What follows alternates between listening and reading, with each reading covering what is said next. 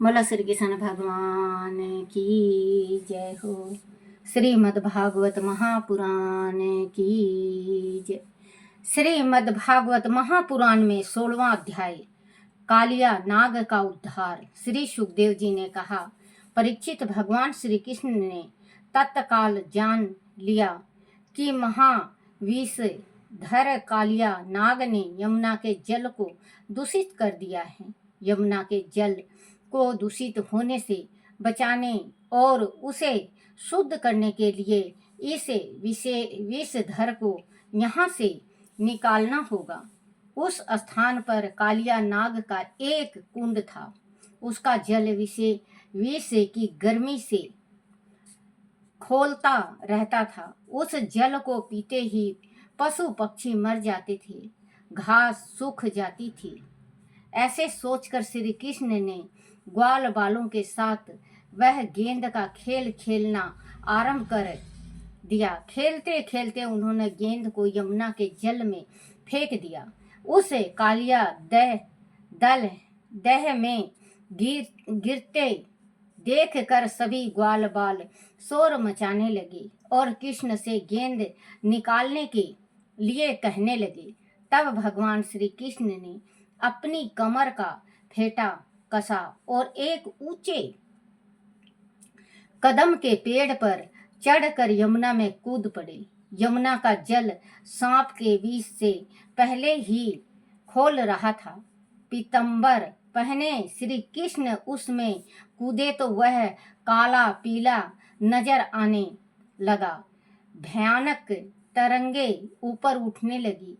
सभी ग्वाल बाल घबरा गए और मन ही मन पश्चाताप करने लगे कि उन्होंने कृष्ण को यमुना में क्यों कूद जाने दिया। परीक्षित, जब कूद कर श्री कृष्ण नीचे तल में कुंडली मारे बैठे कालिया नाग के सामने जा पहुंचे और उसे युद्ध के लिए ललकारा। कालिया नाग ने कृष्ण को देखा तो वह क्रोध में भरकर कृष्ण पर टूट पड़ा। तभी कृष्ण ने अपने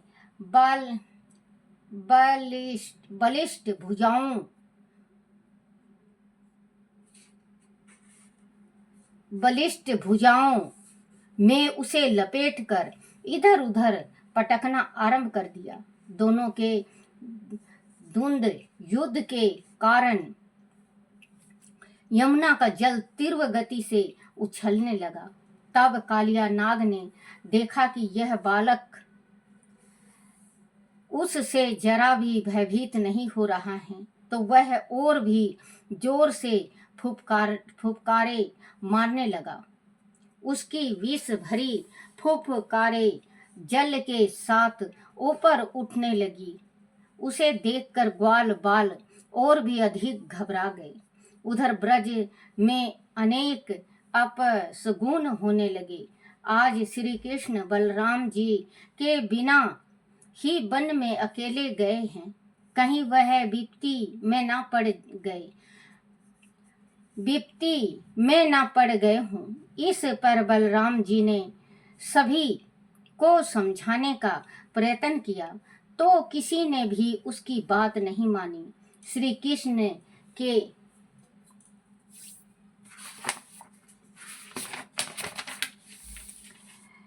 बिना वह ब्रज की कल्पना भी नहीं कर सकते थे। वह सभी अपनी अपनी लाठियां लेकर वन की ओर चल दिए। बलराम भी उनके पीछे चल पड़े। वह सभी कालिया दह के तट पर पहुंचे तो वह का दृश्य देखकर सभी भयभीत हो गए। उन्होंने ग्वाल बालों से वास्तविकात का पता चला तो वह और भी अधिक घबरा गए। बलराम जी ने उन्हें समझाया कि कृष्ण को कुछ नहीं होगा, वह उतावली ना दिखाएं। परंतु कुछ लोग तो भय के कारण वहीं मूर्छित होकर गिर पड़े। कुछ व्याकुल होकर रोने लगे और हाय तौबा मचाने लगे। गोपियों का तो और भी बुरा हाल था। वह सभी श्री कृष्ण के प्रेम में पागल हो चुकी थी। श्री कृष्ण का वियोग उनसे सहन नहीं हो पाया। यही सोच कर वह पगलाई जा रही थी और रोते रोते यमुना की ओर दौड़ रही थी। बलराम जी बड़ी मुश्किल से उन्हें रोक पा रहे थे। माता यशोदा तो यमुना में कूदने के लिए बार बार अपना हाथ नंद बाबा के हाथों से छुड़ाने का प्रयत्न करती, पर नंद बाबा उन्हें बड़ी कठिनाई से रोकते और आश्वासन देते। वह स्मृति ही पागलों के समान रोए जा रहे थे। उनकी आंखों से आंसू की झड़ी लगी हुई थी। परीक्षित, उस कालिया नाग के शरीर से बंधा जाना तो श्री कृष्ण की मायावी लीला मात्र थी। जब उन्होंने देखा कि ब्रज के सभी नर नारी अत्यधिक व्याकुल हो रहे हैं तो वह पलक झपकते ही उस कालिया नाग के बंधनों से बाहर निकल आए। नाग ने श्री कृष्ण के अद्भुत पराक्रम को देखा तो वह अपना फन पानी से निकाल कर सीधा खड़ा हो गया। श्री कृष्ण ने उनकी पूंछ पकड़कर उनके फन पर छलांग लगा दी और उस पर वह नाचने लगे। वह दृश्य देखकर देवगण आकाश से पुष्प वर्षा करने लगे और मृदंग बजाने लगे। परीक्षित, कालिया नाग के 100 सिर थे। भगवान श्री कृष्ण के चरणों की धमक से उसका सारा क्रोध समाप्त हो गया और भयानक विष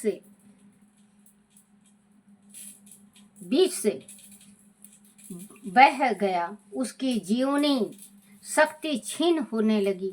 वह अपने मुखों और नथुनों से रक्त गिराने लगा। भगवान श्री कृष्ण के पैरों की धमक से उसकी चेतना लुप्त होने लगी। भगवान के इस अद्भुत तांडव नृत्य से कालिया नाग के फन विक्षत हो गए। उसका एक एक अंग चूर चूर हो गया। तभी उसने अपने आप को भगवान श्री कृष्ण की शरण में सौंप दिया। उसी समय कालिया नाग की स्त्रियां ने जल से बाहर सिर निकाल कर भगवान से अपने पति की रक्षा के लिए प्रार्थना की। उन्होंने कहा, हे प्रभु, आपका यह अवतार ही दुष्टों को दंड देने के लिए हुआ है, इसीलिए इस अपराधी को दंड देना आपके लिए उचित है। इस नाग के अपराधी होने में कोई संदेह नहीं है। यदि यह अपराधी ना होता तो इसे सर्प योनि ही क्यों मिलती। आपका इस पर क्रोध करना आपका अनुग्रह ही है, क्योंकि आपके अनुग्रह अथवा दंड देने से पापियों के पाप नष्ट हो जाते हैं। पूर्व जन्म में इसने अवश्य ही कोई बड़ी तपस्या की होगी, तभी इसे आपके श्री चरणों की कृपा का प्रसाद प्राप्त हुआ है। यह सप्रस तो अत्यंत दुर्लभ है। इस सप्रस से तो पापी लोग भी स्वर्ग प्राप्त कर लेते हैं। हे स्वामी, यह नागराज तमोगुणी योनि में उत्पन्न हुआ है। यह अत्यंत क्रोधी भी है। इसे मोक्ष की कामना नहीं है, क्योंकि जिसे आपके चरणों की रज प्राप्त हो जाती है वह तो सहज ही मोक्ष प्राप्त कर लेता है। हे प्रभु, हम आपको नमन करती हैं। आप अत्यंत ऐश्वर्य और बल के धनी हैं। आप सभी प्राणियों के अंत कारण में निवास करते हैं। आप प्रकृति से परे परमात्मा हैं, ब्रह्मा हैं।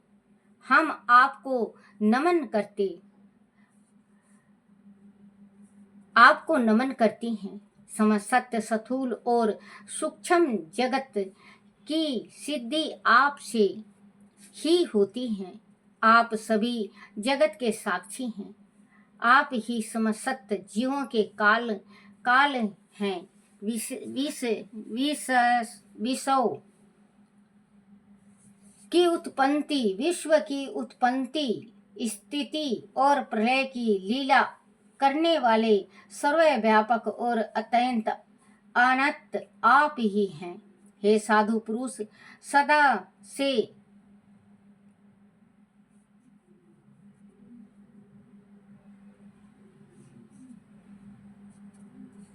उत्पत्ति, स्थिति,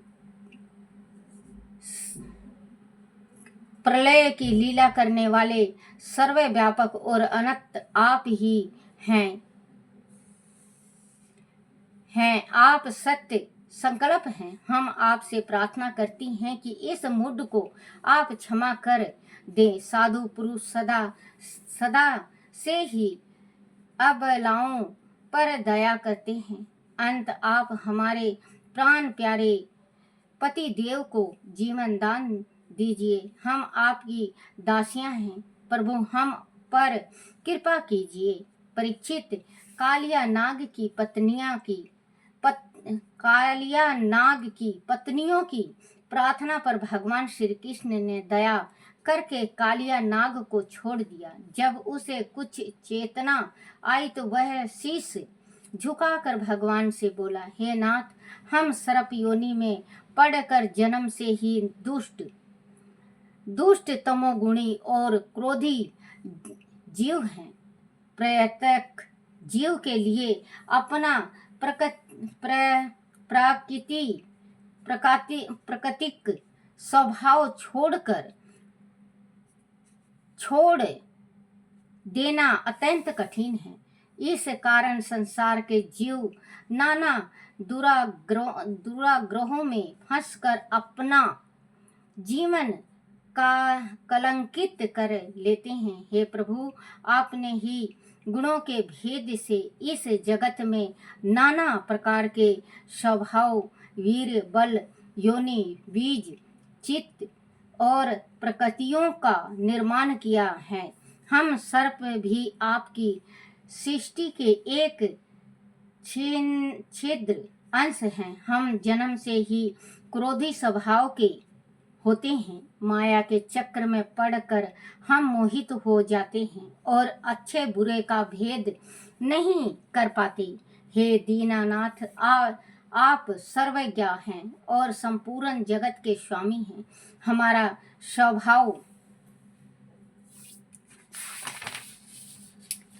स्वभाव भी आपके द्वारा ही निर्मित हुआ है।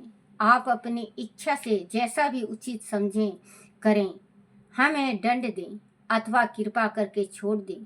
परीक्षित, कालिया नाग द्वारा ऐसा कहने पर लीला पुरुषोत्तम भगवान श्री कृष्ण ने कहा, नागराज, मैं तुझे इस शर्त पर छोड़ता हूँ कि तू अब यहाँ नहीं रहेगा। तू अपनी स्त्रियों और बंधु बंधनाओं के साथ यह था शीघ्र समुद्र में चला जा, ताकि ब्रज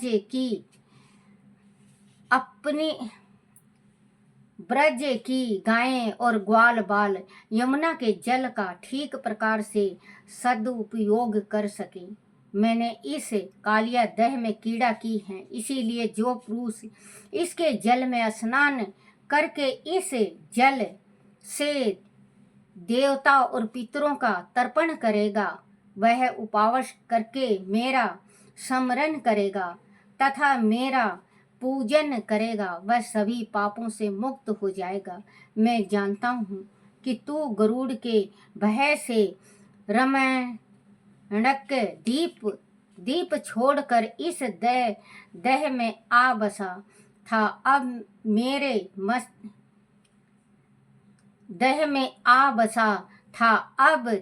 मस्तक पर मेरे चरण चिन्ह रामायण के दीप छोड़कर इस दह में आ बसा था। अब तेरे मस्तक पर मेरे चरण चिन्ह अंकित हो गए हैं, इसीलिए जा, गरुड़ अब तुझे नहीं खाएंगे। परीक्षित, भगवान श्री कृष्ण की लीला अद्भुत है। उसकी आज्ञा पाकर कालिया नाग ने अपनी पत्नियों के साथ भगवान की पूजा की और उनकी परिक्रमा करके वह समुद्र की ओर चला गया। वह फिर रमणीक द्वीप पर जा बसा। यमुना का जल तभी से विषहीन हो गया। सभी ब्रजवासियों ने श्री कृष्ण की जय जयकार करके यमुना के अमृतमय जल का आचमन किया और श्री कृष्ण के साथ ब्रज लौट गए। बोलो श्री कृष्ण भगवान की जय हो। श्री कृष्ण गोविंद हरे मुरारी, हे नाथ नारायण वासुदेवाय। श्री कृष्ण गोविंद हरे मुरारी, हे नाथ नारायण वासुदेवाय। हे नाथ नारायण वासुदेवाय। हे नाथ नारायण वासुदेवाय। बोलो श्री कृष्ण भगवान की जय हो। आरती श्री भागवत भगवान की है आरती, पापियों के पाप को है तारती। आरती श्री भागवत भगवान की है आरती, पापियों के पाप को है तारती। हे मेरे कन्हैया, बोलो श्री कृष्ण भगवान की जय हो। श्रीमद् भागवत महापुराण की जय। हे मेरे कान्हा, हे मेरे बंसी वाले, हे मेरे गिरधारी, मेरे से कोई भूल हो जाए, गलती हो जाए, टूटी रह जाए, मुझे क्षमा करना, क्षमा करना, क्षमा करना। बोलो श्री कृष्ण भगवान की जय हो। अपने अपने माता पिता की जय हो। अपने अपने गुरुदेव महाराज की जय हो। मेरे छोटे से लड्डू गोपाल की जय हो।